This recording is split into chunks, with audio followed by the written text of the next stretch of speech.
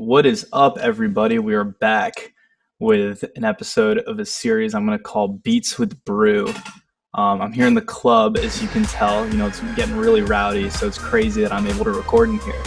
And today, I'm going to take you guys through how to make a future type beat, which I made right here. I was just making this beat, and I thought it would be a pretty good thing to talk about, considering he's one of the pioneers of the trap that we all listen to today, and we all love today, and he's still as relevant as ever.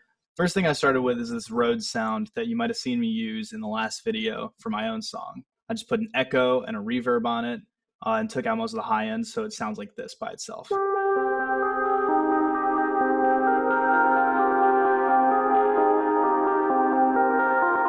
This just sort of sets the vibe, right? Like, it gets really like night, you know what I mean? To give you an idea of what kind of era future we're working with today, I was thinking really dirty Sprite 2. I mean, as you can see, this project is called Adidas Slides. You can probably guess what I modeled this beat after. So the next thing that really became important in here is this flute sound. So this flute is a sample I found. I don't remember where it is, but you can really use any sort of like high-pitched flute stock sound that you find. And then I put a reverb on it, a delay on it, and that's really all it is. And I put it into a sampler. So, I mean, the flute, as future fans know, is kind of integral to the sound sometimes. Oh, I'm recording a video. Here, come on in. So you better get the party started. Okay, so back to the flute sound. It sounds like this.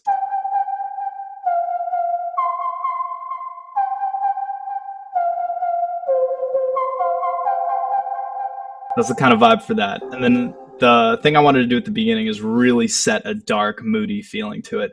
So that usually works pretty well with like reversed, almost like guitar sounds, which is what I have here. I basically took a guitar sample and reversed it and moved the notes around. And this is what it sounds like. The other effects on this, there's just reverb on it actually. So it sounds like this.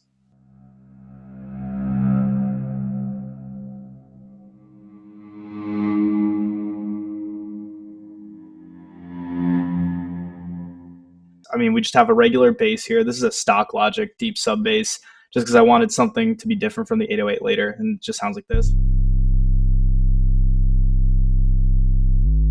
Very, very basic sound, just because I wanted to fill out the low end. I didn't want too much character in there. Another cool sound I have here is a guitar sample that I put into the sampler instrument, and I put a overdrive on it, which actually is taking out anything above 2K. And another low pass filter. It sounds like this.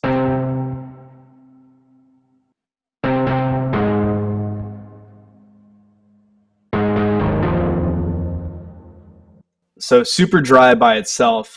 In the context, it sounds really cool.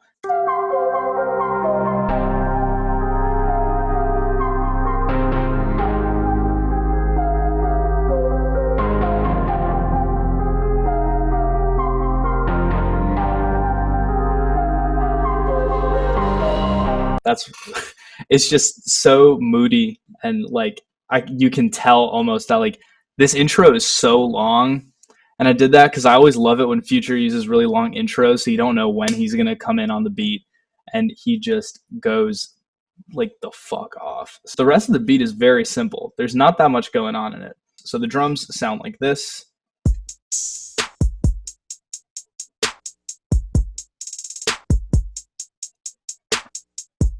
The 808 is pretty simple too, just really grimy and like low. So I'll play the drums with the 808.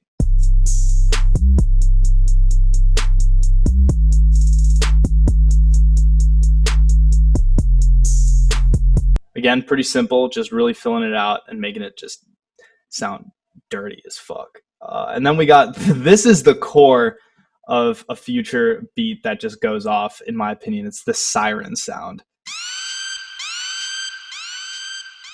I'm sure most of you guys are familiar with that, and if you've heard that plenty. So when that comes in, all these instruments right at the drop of the beat sounds like this.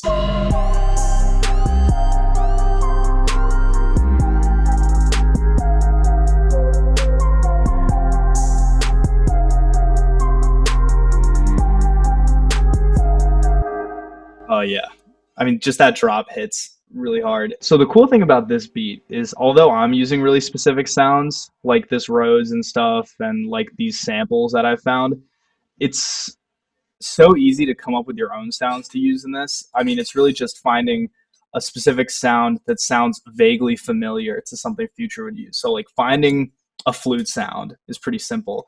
Finding a sort of reversed sound, finding a very spacey pad type synth, finding a guitar sample, finding an 808 you like, and then finding drums you like. It's all just little steps, and you can also make any adjustments you want along the line, so you could really make it your own, or you could go as faithful as possible. So I think having a Future song to start working on, if you're a producer or if you're new to beat making, is such a good exercise, because already it's useful to emulate an artist you're familiar with, just to learn some of the tricks and learn what sounds good.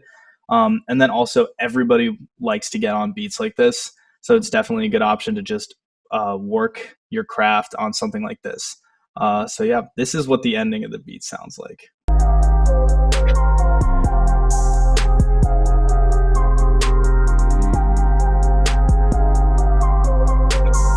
All right.